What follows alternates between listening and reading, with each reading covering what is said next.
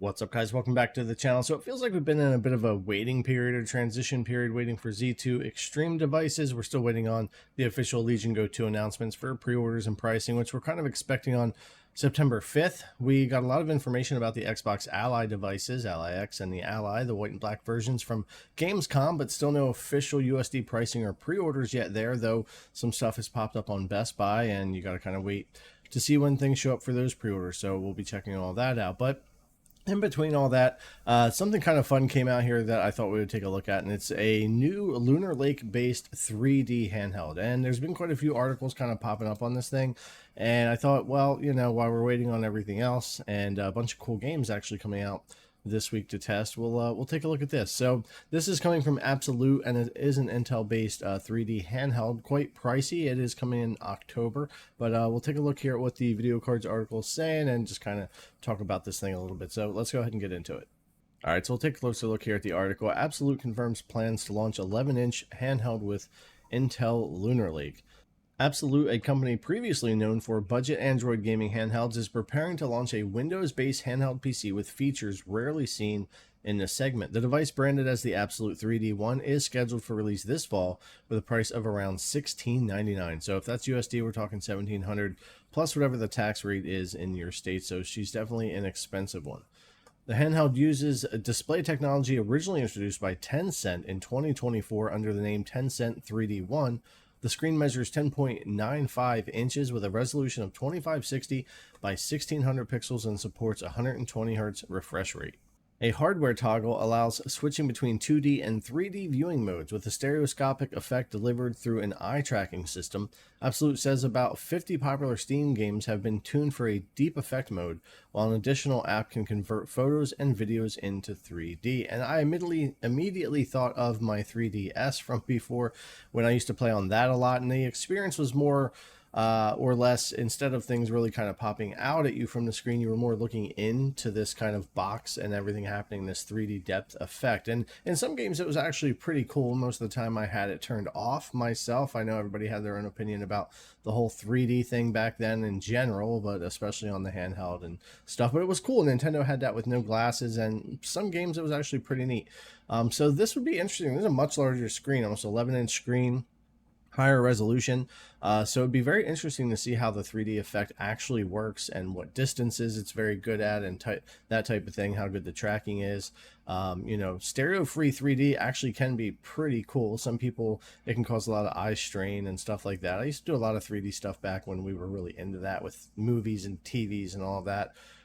So I think it's pretty cool, but it's definitely an effect or a feature that most people wouldn't really be interested in paying for, especially $1,700 or more. But this is kind of what makes this fun and different, and it does have a lot of interesting features. Inside, the 3D One is powered by Intel's Core Ultra 258V Lunar Lake processor, paired with 32 gigabytes of LPDDR5X memory. Power comes from a 50 watt-hour battery, and the entire unit weighs 1.11 kilogram. A built-in kickstand supports tabletop use, which is practical given the size of the device. Yeah, anything this large, like the Legion Go or larger, having a kickstand, detachable controllers, all that is great. And the whole 3D feature, you know, depending on how that pans out, is interesting. But the 50 watt-hour battery is pretty disappointing for the price. I'm sure power draw on this is going to be more because of the features and the screen size and everything like that. And we get an 80 watt-hour battery in the MSI Claw 8 AI Plus, which lasts about 2 hours if you max out the 30 watt TDP. So I'm guessing you get about an hour of battery life with this one if you kind of are pushing things, and maybe you can stretch it out to 2 or 3 if you're not needing all the power, or, you know, using all the effects or whatever the case. The detachable controllers integrate dual touchpads, RGB lit Hall effect joysticks, triggers, and can be combined into a single wireless gamepad. Abxylute has also shown a detachable keyboard, suggesting the system could serve as a tablet or lightweight laptop, although the company has not yet confirmed whether the keyboard is included in the base price. That would be, if you got the detachable controllers, oh, there's that switch for the 3D mode on the top right there. Kind of reminds me of the slider on the 3DS.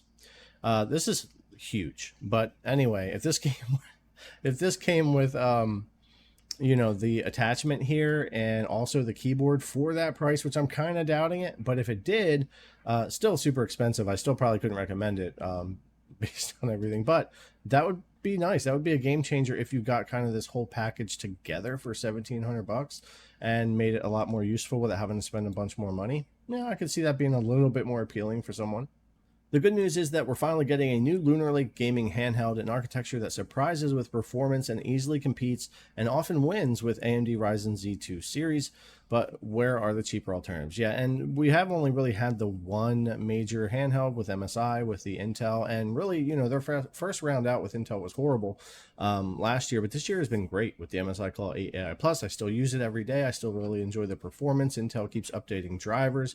MSI keeps fixing and working on things. We've had some BIOS updates, MSI Center updates, so it's been pretty good. And it's nice to see someone else kind of adopt that chip and try it. It's a fantastic mobile chip, and I want to see what Intel does in the future. But yeah, I'll have to see more about what this whole package is for the $1,700. I thought it was just kind of fun to take a look at. I'm very interested in the whole 3D effect because of the 3DS before. It's something I probably would rarely ever use, but glasses-free 3D has always been something pretty cool, and it just all depends on how well it works and that type of thing. But anyways, I thought this was a fun one to take a look at. Let me know what you guys think in the comments down below. Thanks a lot for coming to watch as always, and I'll see you in the next one.